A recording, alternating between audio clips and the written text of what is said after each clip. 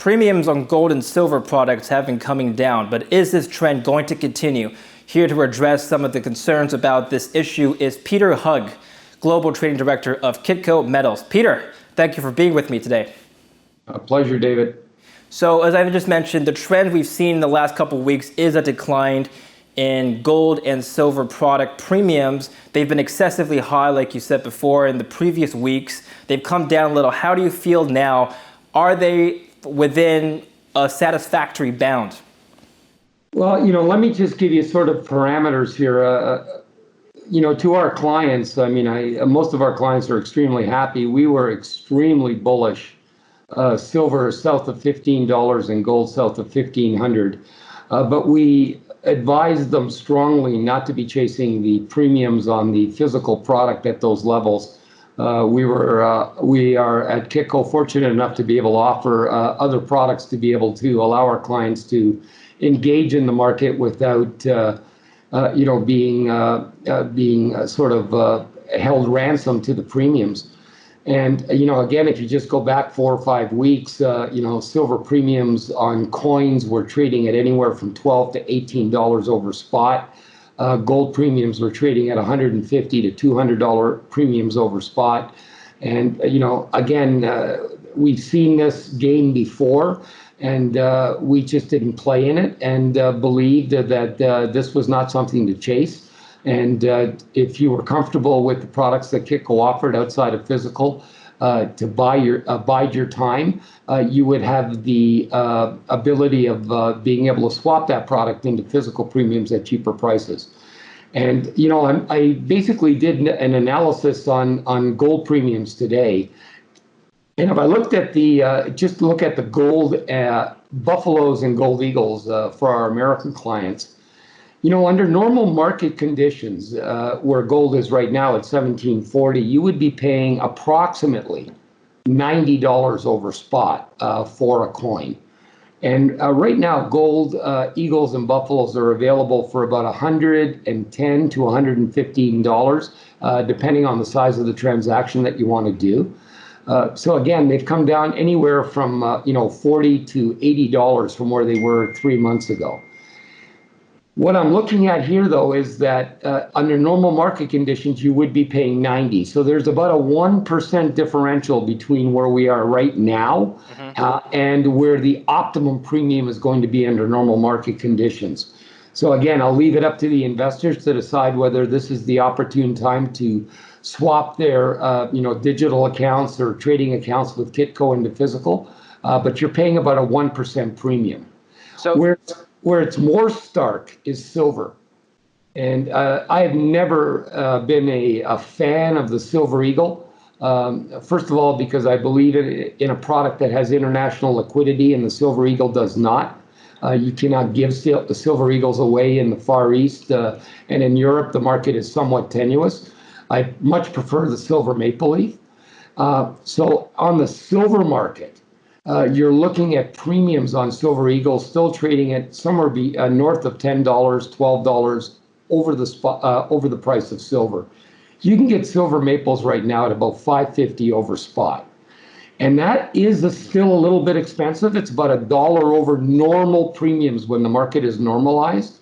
But still, you're still within a range where it creates a situation where you can think about whether or not that makes sense. You want to pay that extra dollar premium to swap your digital and or your trading accounts into silver maples. But the product is becoming available on a consistent basis. The Royal Canadian Mint is producing good supplies of both gold product and silver product, other than fractionals, on a weekly basis. So I would suspect that these premiums are probably going to maybe soften a little bit over the next week or so, but to get it back to sort of normal premiums on a normal market with normal production, we're not far away. So so the clients that our clients that listen to us now have the ability of saving themselves anywhere from $6 to $10 an ounce on silver, and up to $30 to $100 an ounce on gold. Okay, so just to clarify on just going back to the gold premiums now, you said 1% is the premium on most gold products. You're not, just to clarify, you're not telling clients that this is too high now, don't buy at these levels. You're still bullish, correct? Well, no, we've been extremely bullish, the gold and silver market. I mean, we were very aggressive in telling clients to go long with silver south of 15 and gold south of 1500. What we did tell them was, don't buy physical because you're going to be paying a premium that is going to be difficult to get back. I mean, at $15 silver, if you're paying a $10 or $12 premium on silver, you're in this market at $25, $27 an ounce. It made no sense to us. I mean, we were offering products that were trading at 30, 50 cents to spot. And now you can swap out of those products at a $5 premium. Mm-hmm. You're ahead of the game by almost $10. So I mean that was our advice, and a lot of our clients listened to us. But as far as the market goes, we are very constructive of the market. We've never been bearish, and we think given the not only the Fed stimulus but also the fiscal stimulus from the government. That there's nowhere but up for the precious metals over the short, medium, and longer term. Now, Peter, last month there were logistical issues preventing physical gold and silver to be delivered. Are you seeing an improvement on that front? We are, and I'm basing that it's almost anecdotal, but most of the silver and gold inventory that is sold in North America is basically produced in North America. But there are sort of ancillary products. There's 1 ounce, 5 ounce, 10 ounce gold bars that are made from Swiss refineries. Most of the platinum bars that come out of Europe, out of the Swiss refineries. And again, we're getting, I'm not going to say great, but we are starting to see reasonable supplies of both platinum physical bars and 1, 5, and 10 ounce bars out of the Swiss refineries. The premiums again are a little higher by about 0.5% higher than normal acquisition costs. But given the logistics and everything else, that's an acceptable premium. But we are starting to see supplies coming into the market. So we're starting to see the supply chains open up. And again, to give you an anecdotal example, I've got shipments because we have a Hong Kong office going to Hong Kong. 2 weeks ago, it would have taken me 2 weeks to just to get a quote and to get a plane. I called this morning, and within 3 hours, I got a quote and a scheduled date for pickup and delivery in Hong Kong.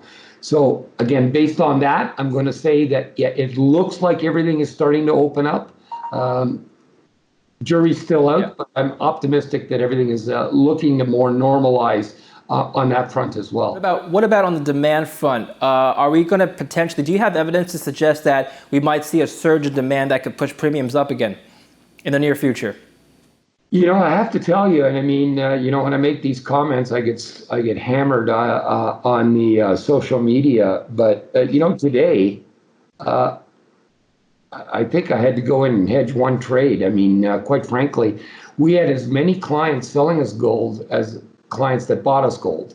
Mm-hmm. I mean, people will say that I'm not being truthful, but it is truthful. I'm telling you that basically we're getting clients liquidating physical metals at 1750, and we're getting clients that are still not engaged in the silver market, even though silver's gone up almost $1.40 in the past 3 trading sessions. We're getting as much selling of silver as we are getting buying of silver. So again, I think the retail side is not fully engaged on the commitment to the upside. And again, it could be for a number of reasons. Maybe they're raising cash; they need cash to survive, given the current economic environment, or they don't believe that this rally is going to continue and has legs. But we are starting to see, at these levels, we are starting to see retail selling a physical product. Last question, Peter. What would you say to the clients or the retail investors who say that they just can't find silver or gold coins at their local dealerships, or that at current levels premiums are still too high for their taste? What would you say to that? I mean, the obvious answer to that was you're dealing with the wrong dealer. because there is product available in the market at reasonable premiums, unless you're looking for silver eagles, which are still scarce and the premiums are still ridiculous. And again, I wouldn't touch that product, but that's just me. But if you want silver maples, you want 100-ounce silver bars, you want 10-ounce silver bars, again, most major dealers, I don't want to use the word reputable, but major dealers have inventory. So I'm not sure where that's coming from. Maybe if you go to your local coin dealer in a mall, he may not have product, that's possible. But if you go to any of the major online dealers, and we do the scrub every day to see what inventory is available in the market, it appears to me that every dealer pretty much has a reasonable inventory of a variety of products. Now, if you're specifically looking for silver eagles, yeah, that could be a problem. But again, you have an option. You can buy silver maples at $5.50 over spot. So again, I'm not sure where these comments are coming from. I think they were more relevant 2 to 3 weeks ago. They're certainly not relevant today. Okay. Thanks very much, Peter. Thanks for clarifying that. Appreciate your thoughts. Yeah, not a problem, David. Thank you. Yeah, and thank you for watching Kitco News. Stay tuned.